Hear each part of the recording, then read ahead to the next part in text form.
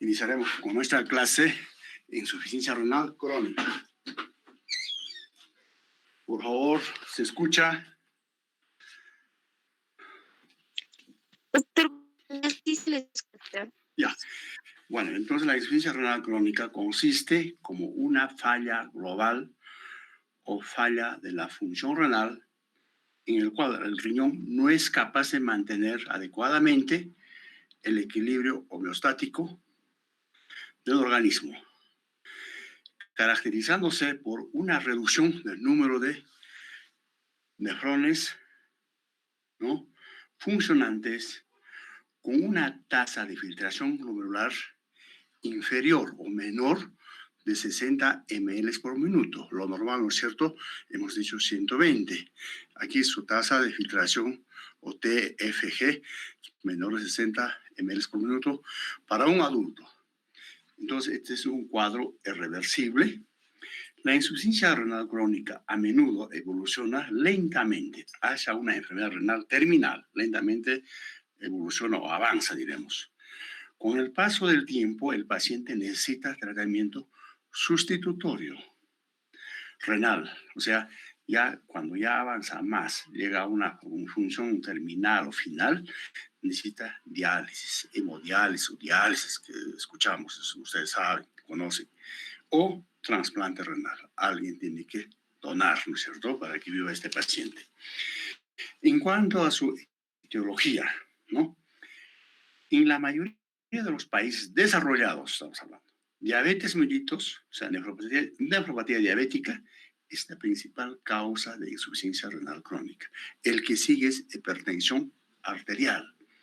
Ambos estos constituyen factores de riesgo de primer orden por el desarrollo de aterosclerosis y consecuentemente para la producción de alteraciones de la microcirculación renal y la aparición de isquemias que dañan las nefronas.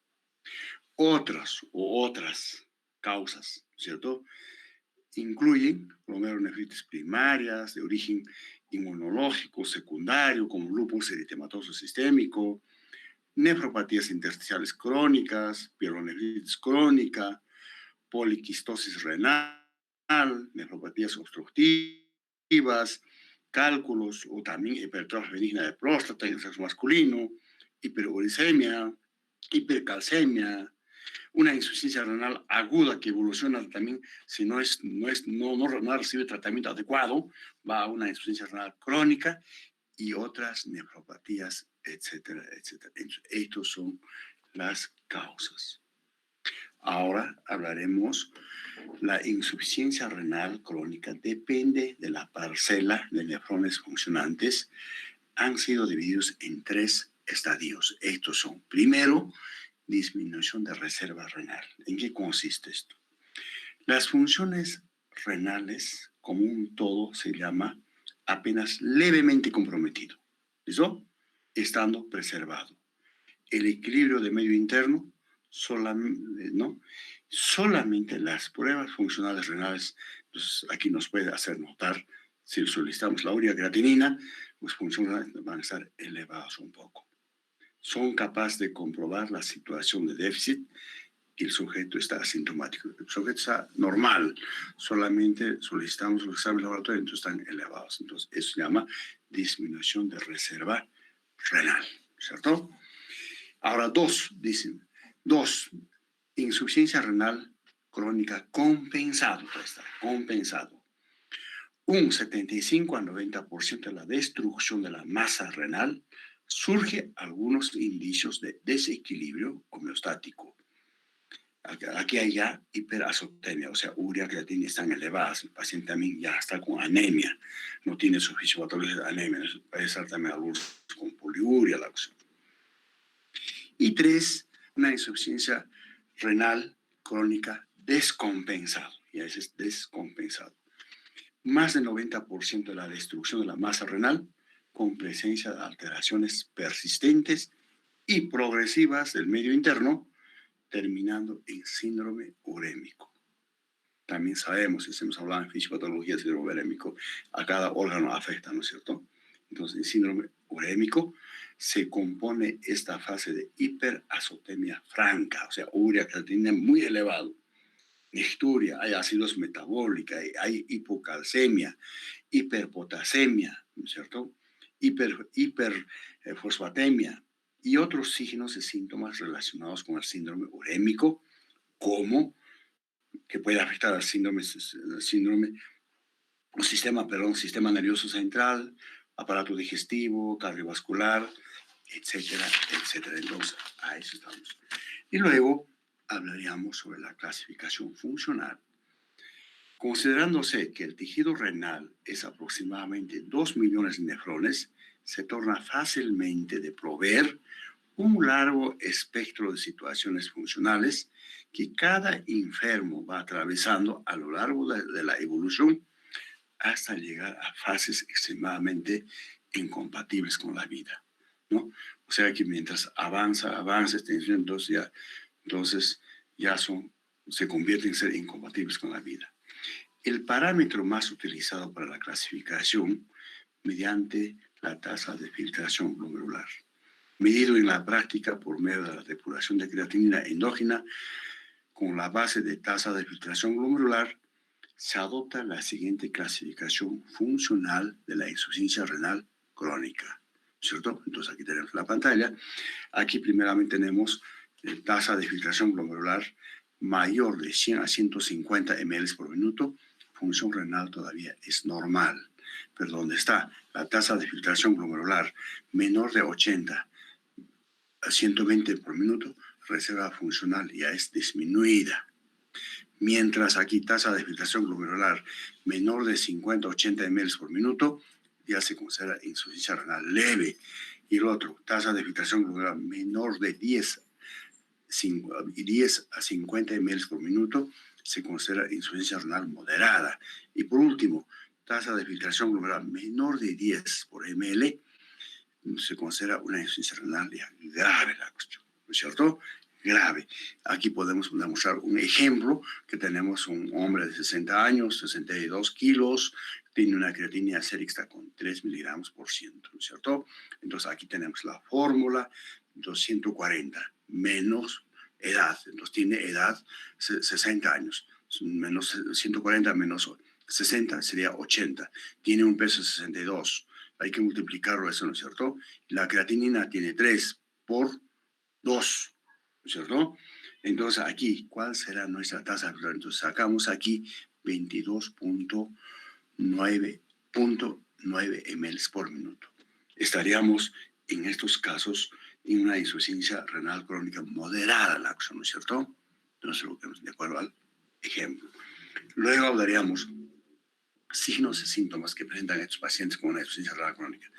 Algunos, la urea mismo, cuando está muy elevada, es que actúa algunas veces como diurético. Después está urea, algunos pueden estar con oliguria, nicturia, en la noche se levanta varias veces, náuseas, vómitos, las toxinas, ¿no? Inclusive produce irritación de la mucosa gástrica, todo, entonces anorexia, no quiere comer, hematuria, algunas pueden tener una hematuria, puede faltar algunas veces, ¿no? Hemorragia digestiva alta, ¿no? Hipertensión arterial puede faltar algunas veces está con hipertensión arterial. Aliento urémico, lo que te acerca se dice aliento urémico. Alteraciones neurológicas psíquicas por el paciente, o otros de acuerdo a la enfermedad de base. Exámenes complementarios. ¿Qué cosa vamos a pedir aquí? Siempre en programa completo. Entonces estará con anemia nuestro paciente, ¿no es cierto? Pruebas de función renal, urea, creatinina nos interesa la acción, probablemente los dos están elevados. También examen de orina, ¿por qué? Inclusive la causa puede ser pues una pielonefritis crónica, ¿no es cierto? O secundariamente puede haber una infección para eso. Entonces también urocultivo podemos pedir, ¿no? Antibiograma, albuminuria de 24 horas también podemos solicitar. Electrocardiograma, ¿para qué electrocardiograma? Si hay hiperpotasemia, entonces veremos pues, las ondas D altas, picudas, todo, ¿no es cierto? Nos va a orientar. Examen fondo de ojo, gas en sal arterial, porque siempre hay estudio ácido básico. Exploración radiológica del sistema urinario, la cuestión que tal está la patología. Examen urológico, ginecológico. Biopsia renal, bueno, no siempre. Ecografía también, la cuestión podemos solicitar. Condiciones agravantes. Dentro de las condiciones agravantes tenemos que puede agravar a esa insuficiencia renal, ¿no? Condiciones agravantes, anemias graves, hemorragias, una insuficiencia cardíaca congestiva, una infección urinaria, otras infecciones, también deshidratación, hiponatremia, obstrucción urinaria, etc. Complicaciones. ¿Con qué nos va a complicar este paciente con una insuficiencia renal? Está con su síndrome urémico, ¿no es cierto? Cualquier momento la oclusión, si afecta al sistema nervioso, entra en cefalopatía urémica, en coma la oclusión, ¿cierto? Y otros síndromes urémicos, otros órganos que pueden afectar todo el síndrome urémico. Algunos pueden estar con una insuficiencia cardíaca porque hay una hipervolemia, ¿no es cierto? A pesar de que este paciente no era cardíaco, pero hay una hipervolemia, algunas veces como hipertensión más se suma, puede llevar edema agudo del pulmón, ahí está la hiperpotasemia, disturbio de ácido básico, la acidosis metabólica, entonces ahí ya vendrá la muerte para este paciente grave, ¿no es cierto? Entonces, esto es en cuanto a la insuficiencia renal crónica. Luego hablaríamos síndrome nefrítico o glomerulonefritis aguda, ¿no es cierto? Este síndrome nefrítico, entonces, se caracteriza por hematuria. Siempre tiene que haber aquí hematuria, ojo, edema, hipertensión, pudiendo ocurrir oliguria a la oclusión. Ojo, oliguria es menor de 400 ml la orina, ¿no es cierto? Y déficit de función renal, o sea, disminución de tasa de filtración glomerular, ya tienen estos. Y proteinuria es de carácter leve a moderado, ¿no? Moderado de los glomérulos, ¿cierto? Esa es su definición, ¿cierto? Ahora, siempre para las causas más aquí se habla de una infección a nivel del glomérulo por estreptococo beta hemolítico del grupo A+. Claro, hay otras causas. Entonces hablaremos aquí de las causas y factores de riesgo. Dentro de eso tenemos uno, síndrome nefrítico primario. Ahí está nefropatía por inmunoglobulina A, se presenta hematuria en forma intermitente, glomerulosclerosis segmentario y focal, se presenta también con hematuria. 2. Síndrome nefrítico secundario, glomerulonefritis post-estreptocócica, es la causa más común, más frecuente en los niños o algunas veces puede haber también en cualquier edad, pero siempre es más en los niños. Otro, glomerulonefritis rápidamente progresivas, glomerulonefritis por anticuerpos, antimembrana basal glomerular, nefritis lúpica por lupus, con formas histológicas proliferativas.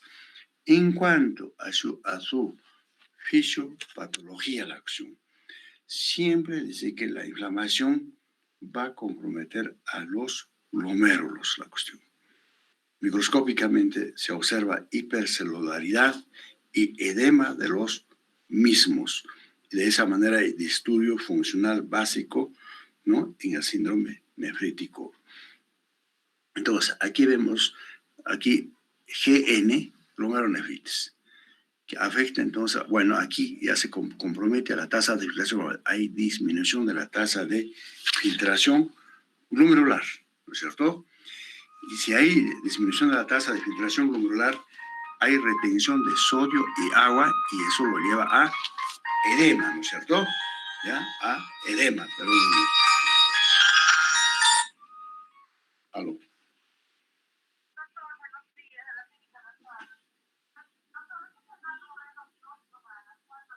No hay problema, listo, hasta luego. Gracias. Entonces, y hay edema. Por otra parte, esta retención sodio al agua lo lleva a la hipervolemia. Si hay hipervolemia, hay congestión circulatoria. Esa congestión circulatoria lo va a llevar, más que todo, va a repercutir en el ventrículo izquierdo, lo va a llevar a una insuficiencia cardíaca izquierda. Y esa insuficiencia cardíaca izquierda, de acuerdo a lo que evoluciona, puede llevar edema agudo de pulmón, ¿no es cierto? Y por otra parte, esta hipervolemia, congestión circulatoria, lo lleva a hipertensión de la arteria, hipertensión arterial. Esta hipertensión arterial puede, digamos, evolucionar a encefalopatía. Cuando hay encefalopatía, ¿no?, hipertensiva, ¿no?, por supuesto, encefalopatía hipertensiva, hay cefalea, convulsiones y coma. Entonces, una hipertensión arterial más grave la cuestión puede ir. Por otro lado, la cuestión, ¿no?, disminución de la tasa de filtración glomerular. Si hay eso, entonces hay oliguria. Habrá una diuresis de menor de 400 ml. Y por otro lado, también está aumentando urea y creatinina la acción. Por otro lado, hay alteraciones capilar glomerular, habrá proteinuria, hematuria y celindruria la acción, ¿no es cierto? Entonces, ese es en resumen de su fisiopatología. Le hacemos recordar signos y síntomas. Estos pacientes siempre inician la cuestión con edema periorbitario. De acuerdo que evoluciona, entonces puede hacer sus edemas en miembros inferiores, ¿no es cierto? Es un edema moderado, no es como el edema del síndrome nefrótico, ya es anasarca más grave, ¿no es cierto?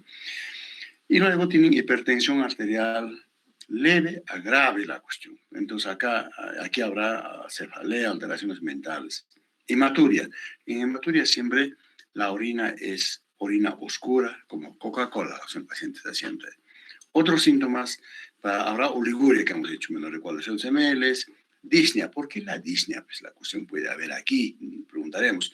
¿Será por la insuficiencia cardíaca izquierda, no es cierto? Ortopnea también, por la insuficiencia cardíaca izquierda. Habrá estertores capitales en base pulmonar, si auscultamos también por la insuficiencia cardíaca izquierda. Exámenes complementarios. En los exámenes complementarios, ¿qué vamos a pedir? Su hemograma, urea creatinina, cómo está su función renal. Ionograma, la cuestión de los electrolitos, examen completo de la orina, electrocardiograma, radiografía de tórax, examen fondo de ojo, gas en sangre arterial y otros exámenes de acuerdo con la etiología. Complicaciones, ¿con qué termina este paciente con síndrome nefrítico? Puede ir a una insuficiencia renal aguda o puede evolucionar a una insuficiencia renal crónica o bien también una insuficiencia cardíaca izquierda o edema agudo de pulmón, ¿cierto? Y encefalopatía hipertensiva. A eso llega este paciente, ¿cierto? Y luego hablaríamos de qué es el síndrome nefrótico, ese es otra opción, ¿cierto? Este síndrome nefrótico se caracteriza, ¿no?, por un cuadro de proteinuria mayor o igual, ojo, 3.5 gramos en 24 horas en persona adulta.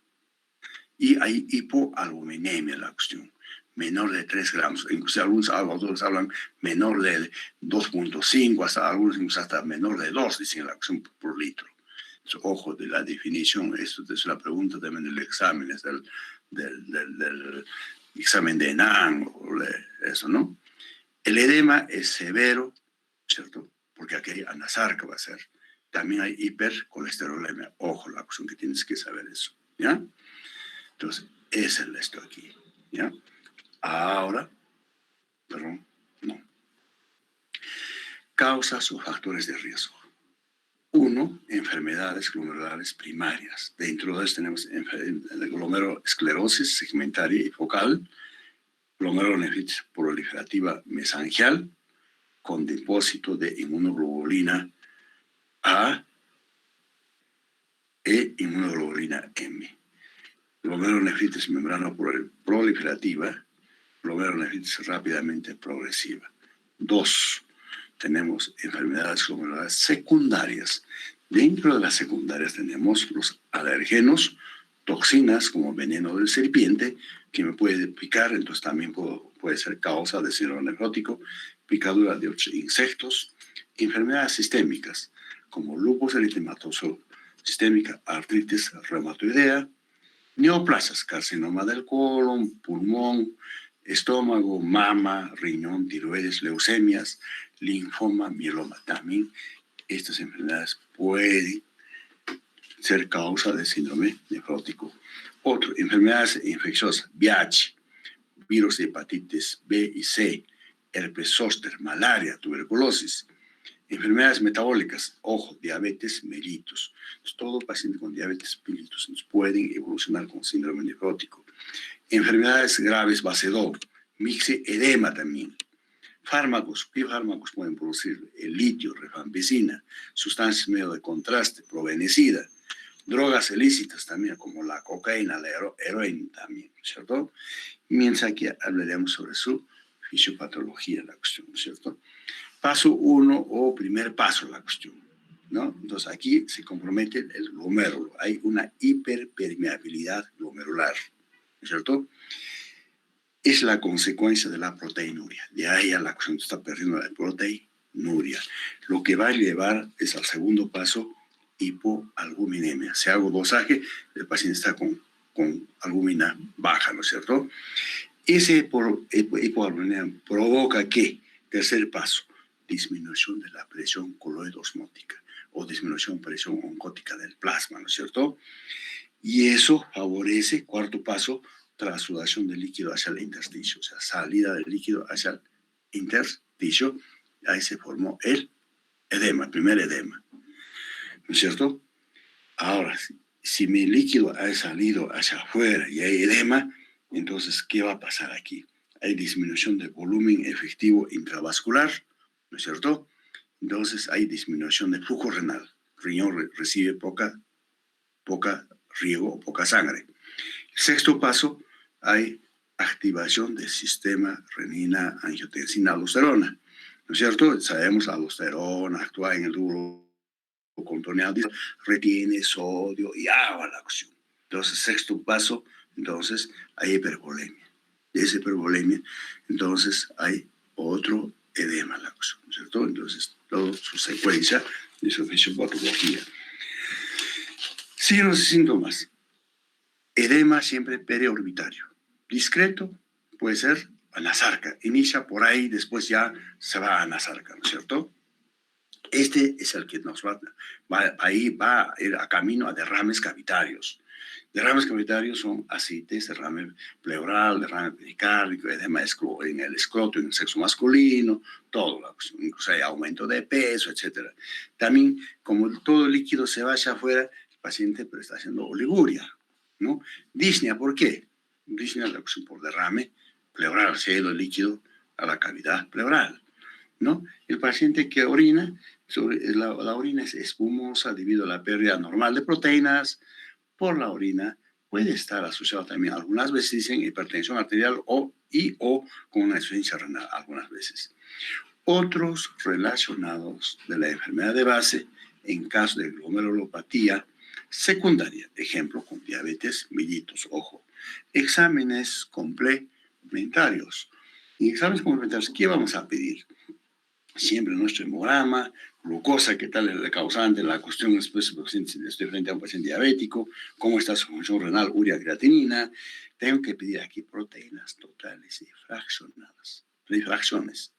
Lo principal aquí, albuminuria, qué cantidad pierde, urocultivo, electroforesis de proteína, colesterol, lípidos totales, triglicéridos, porque hemos hecho hipercolesterolemia, ¿no es cierto?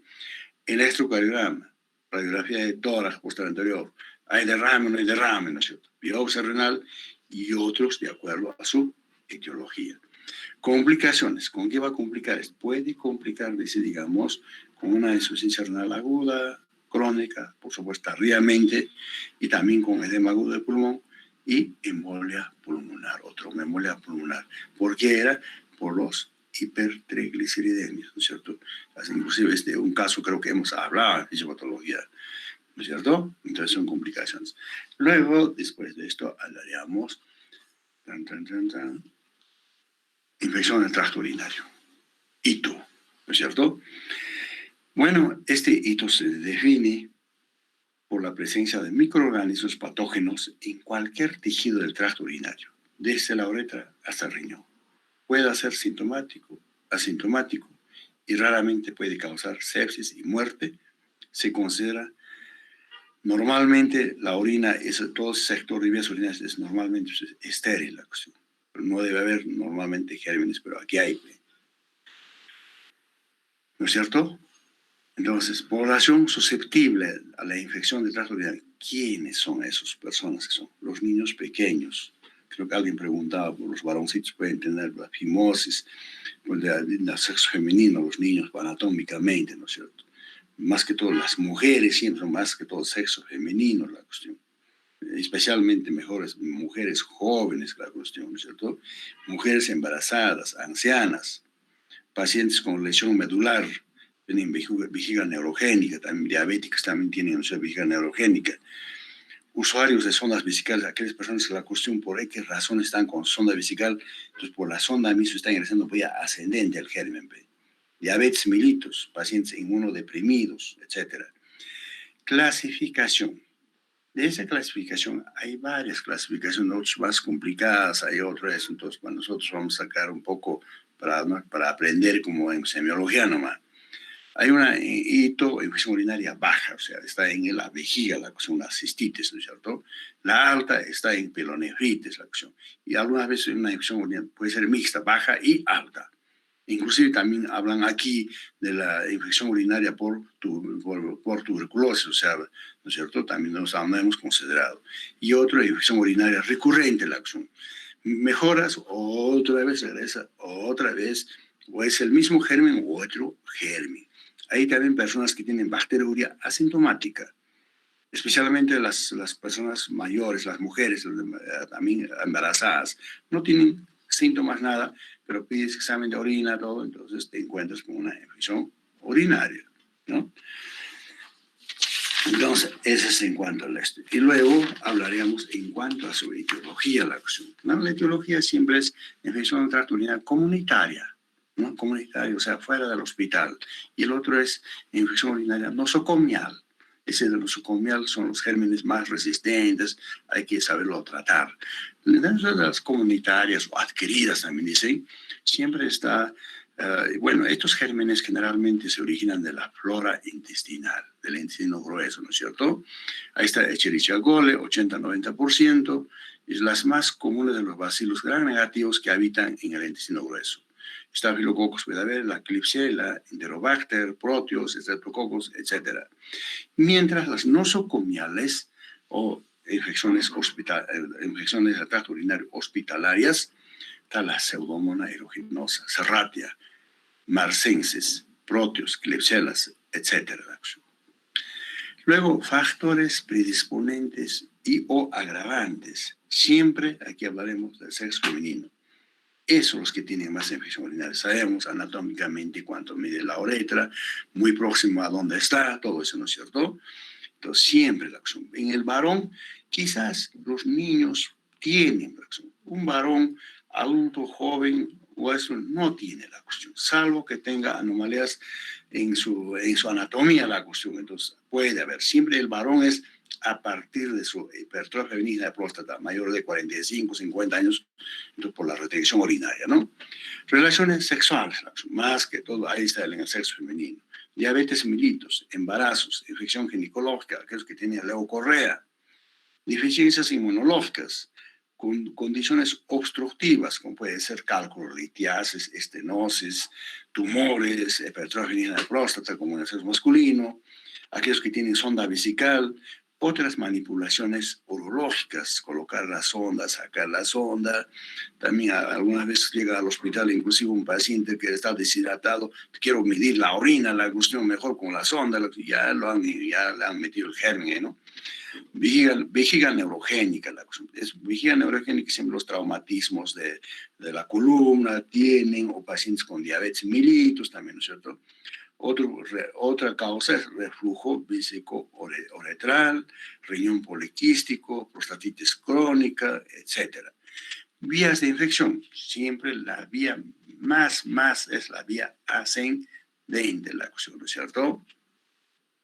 En segundo lugar, vía hematógena. El germen puede venir de otro lugar. Hay una infección pulmonar, vía sanguínea puede llegar ahí, ¿no es cierto? Y vía linfática casi dice que es mínimo y no tiene tanta explicación casi esto, ¿no? ¿No es cierto? Y luego, entonces, estas son las vías de infección. Esto hemos hablado inclusive porque de cada uno, yo creo que ya no lo voy a repetir, hemos hablado de fisiopatología. Y luego hablaremos dentro de los síntomas y signos. Habrá dolor lumbar. Dolor lumbar habrá cuando hay pielonefritis, ¿no es cierto? No va a haber la cuestión en caso de cistitis, de infecciones urinarias bajas. Dolor abdominal también va a haber la cuestión en la fosa ilíaca derecha o la fosa ilíaca izquierda o bilateralmente puede estar. Disuria, polaquiuria, teneso vesical, más que todo eso va a ser en infecciones urinarias bajas, en cistitis. Fiebre, puede o no puede haber, o una fiebre leve cuando es cistitis, pero cuando es alta, sí, la fiebre es alta, ¿no es cierto? Cuando es una infección urinaria alta, entonces la fiebre también puede estar, digamos, 39, 40 puede estar, ¿no es cierto? ¿No? Piuria puede haber cuando es baja. Hematuria en cualquier lactación, puede estar una consade. Síntomas generales, hay astenia, náuseas, vómitos. Aquí está el signo de Giordano, dolor, puño, percusión lumbar, en caso de pielo, nefritis alta, ¿no es cierto? Ahí le hemos hablado, ¿no es cierto? Le das un puño, entonces buscas, ¿no es cierto? Exámenes complementarios, la cuestión. Exámenes complementarios, siempre aquí, hemograma completo, examen completo de orina, ¿no es cierto? Sabemos con cuánto va a estar los leucocitos, mayor de 10 por campo, ¿no es cierto? Entonces, ya hay sospecha de infección urinaria, recuento de colonias, orocultivo, antibiograma, la acción pedimos con tratamiento, la acción. Orocultivo para saber quién es el germen, ¿cierto? Bueno, algunas veces se pide a que infecciones urinarias a repetición, estudio radiológico, sistema urinario, investigación de condiciones asociadas y predisponentes, una ecografía también se puede utilizar, más que todo nos va a ayudar cuando hay las litiasis renales, nefrolitiasis. Complicaciones, ¿no? Entonces, estos pacientes con una infección urinaria pueden, digamos, complicar con el tiempo, quizás una insuficiencia renal aguda, crónica, más que todo complican con septicemias, shock séptico, la acción, ¿cierto? Y algunos también pueden complicar, digamos, unas pilonefritis crónicas con hipertensión arterial, algunos pueden complicar también con abscesos renales, papilitis necrotizante, etcétera, etcétera. Entonces, aquí terminamos con semiología del génito urinario, con sus síndromes. ¿Listo? Aquí estamos hablando de los temas más que existen más frecuentemente en la cuestión. Habrá litiasis renal, habrá tuberculosis, habrá tumores, esas cosas ya en la clínica. También esto se va a repetirse en la clínica, la cuestión que deben profundizar. Yo estoy dándoles un camino, la cuestión prácticamente qué cosa nos interesa aquí, en semiología o en la clínica médica, la cosa, ¿no? ¿Alguna pregunta?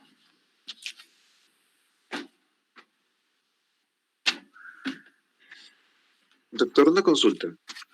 En Ya. casos de pacientes, por ejemplo, varones que tengan el prepucio extendido y casi cubierto, también pueden generar mayor cantidad de infecciones, ¿no?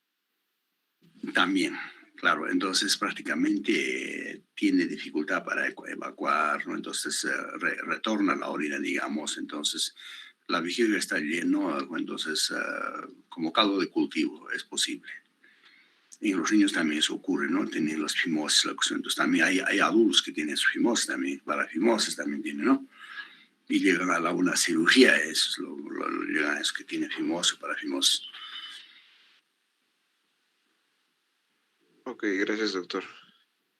¿De qué?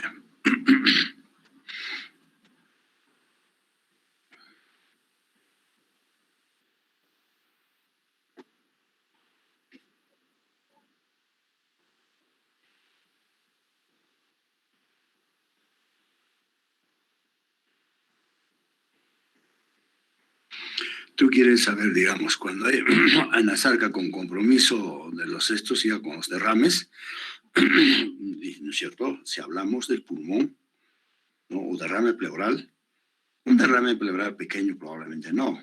Mediano sí, la cuestión ya va a producir disnea, pero si es un derrame muy voluminoso, el paciente está petisneico, inclusive va a tomar ya posición ortopnea la cuestión. Ya no va a poderse, digamos, no va a tolerar, digamos, decúbito horizontal ya. Entonces ya está en posición ortopnea la cuestión. Entonces está con su disnea y eso muchas veces se confunde la cuestión. Entonces siempre el paciente va a decir, yo me canso la cuestión, incluso estoy durmiendo, esto, ¿cómo se llama? Se me sentado o sentado. También tengo tos seca la cuestión. Entonces te dice, entonces, muchos la cuestión no es cardíaco, la cuestión, alguien te deriva también, ¿no? Estás con un corazón, estás mal, la cuestión. Entonces, ahí también mis colegas, la cuestión no es cardíaco, la cuestión. Entonces, tienes que examinarlo bien, bien, bien. Y la cuestión, para eso es tu semiología, la percusión, palpación, todo. Por supuesto, antes siempre la anamnesis, entonces ya pues.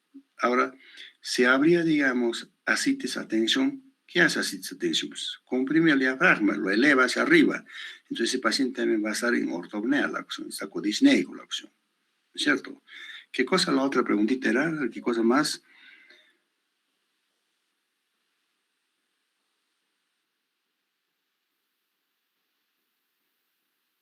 No, por eso es lo que, inclusive no solamente hace también derrame pleural, derrame, bueno, todos derrames, ¿no? Entonces, hace también las disneas, y siempre la cuestión va a encontrar con tos seca cuando hay derrame pleural. ¿De por dónde, qué cosa va a expectorar? Pues si está con tos seca. Entonces, si es en el pulmón, el compromiso se expectorará, pero aquí nada que ver, ¿no? Otro. Doctor, buenos días, ¿me escucha? Sí, le escucho ahora un poco más fuerte. Doctor, quería preguntar, ¿cómo podemos diferenciar los cólicos menstruales con este dolor abdominal de infección urinaria? Ya. Cólico, tienes que, ese es tu cólico dismenorrea, ¿no es cierto? Ya, entonces se acerca su mes, la cuestión, entonces ya la cuestión existe su dolor, su cólico, la cuestión. Entonces tú mismo ya sabes la cuestión, o la paciente mismo sabe, o le preguntas a la paciente, ¿cuándo te toca tu periodo menstrual? Entonces ya me falta esto y eso, o estoy ahorita, te dice. Entonces prácticamente estás frente a una dismenorrea que está con su cólico, ¿cierto?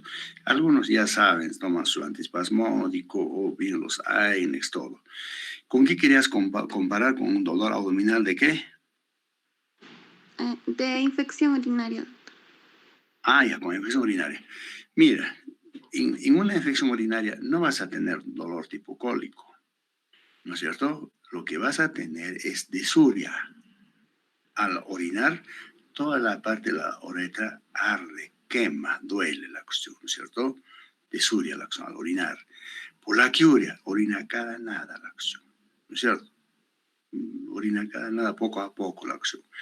Entonces, casi, salvo que sea, digamos, retención urinaria, si la vejiga está llena, entonces no es cólico tampoco, pero es un dolor continuo, fijo, ese es muy diferente. El otro es cólico, te retuerce la cuestión, hay espasmos, digamos, ahorita te duele, pasa 2, 3 minutos o 4 minutos, otra vez te regresa la acción. Ese es el tipo cólico, más que todo en los músculos lisos, ¿no? Entonces hay contracciones. Entonces un poco diferentes, salvo la cuestión que te puedes confundirte es, digamos, ¿con qué? Con litiasis renal. Depende dónde está ahora el cálculo. Pues, puede estar, digamos, a nivel del pelvis renal, enclavado ahí. Entonces, el dolor siempre va a iniciar en la columna lumbar. De ahí el dolor se raya al flanco, ¿no es cierto? Entonces, al flanco, a la fosa ilíaca, y luego, si es varón, al testículo, al muslo puede ir. En el sexo femenino igual, pero en los labios mayores también cólico, se retuerce el paciente. Busca la cuestión de, digamos, una posición para acomodarse y para aliviar el dolor, pero no encuentra la cuestión. Se levanta, se echa para este lado que aquello, pero sigue el dolor. Entonces, ese es muy diferente, es más intenso, un dolor cólico más intenso que la dismenorrea. El otro es, pues, ya, claro, un cólico algo más simple, pero claro, por supuesto, duele también. Y también los dos pueden asociarse con náuseas y vómitos, ¿no? Gracias, doctor. Ok, algo. ¿Algo más? Doctor, No, aquí las cosas son un poco... sí, dígame, mira. doctor, ¿qué podría o cuál sería la causa, se podría decir, más frecuente de una infección urinaria recurrente? Ya. Uno es recidivante dentro de los recurrentes. Recidivante, mira, te trato la cuestión. Tienes una infección urinaria, aunque sea el germen sea Escherichia coli. Te he tratado, digamos, incluso hasta con antibiograma la cuestión. El antibiótico sensible ha salido, digamos, a ciprofloxacino, a los quinolonas. Bueno, te hemos tratado como debe ser 12 o 15 días. Perfecto. El paciente se siente asintomático, todo normal, pero pasando una o más semanas aparece el mismo germen. ¿Listo? Aparece el mismo germen. Y el otro es, digamos, es recidivante, es lo que le he dicho. El otro es ya reinfección, ya puede ser otro germen. Otro germen, la cuestión puede ser, digamos, ya un estafilococo o ¿no es cierto? Entonces, ese es otro. Entonces, uno tiene que clasificarlo, cuál es el germen. Entonces, ahora, si es recidiva, esos pacientes necesitan un tratamiento, no solamente como dicen los textos, o que sea la cuestión, una infección urinaria, pues tiene su tratamiento. Digamos, si es cistitis, aunque sea le das una tableta de ciprofloxacin, ¿no? Si es sensible, suficiente la cuestión, ¿no es cierto? Pero ahora otros dicen hasta 3 tabletas, dale la acción, listo, con eso ya es liquidado. Pero si es alta, tienes que tratar, digamos 10 hasta 15 días la acción, hasta 12, 15 días, así. Pero esos recidivantes, pues tienes que tratar como una tuberculosis hasta 6 meses, 3 meses más la acción, todo esto. Primeramente tienes que buscar la cuestión o si tiene alguna alteración anatómica, por qué la cuestión repite, no lo encuentras nada. Entonces tienes que tratar un tratamiento un poco prolongado. Es así, es un poco para pelearse la cuestión. Hay los clínicos, los internistas, neurólogos, se meten a tratar, hasta, digamos, urólogos ahí, buscan toda la opción. Existe uno que otro, no es tan frecuente, pero hay. ¿Listo? Por eso, esta es la clasificación de infección urinaria. Hay complicados, no complicados. Hay otra clasificación también, es un poco extenso. También tiene la cuestión, pero este lo que estamos hablando es un poco más didáctico la cuestión, ¿no? Entonces, hay otras clasificaciones todavía. Sí, diga nomás, señorita.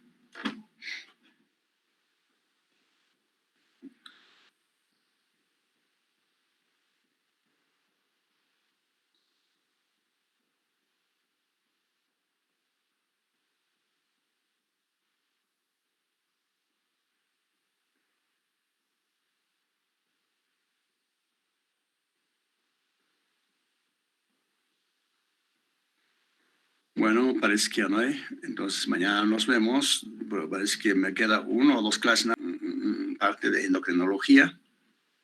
Ahí acabaríamos.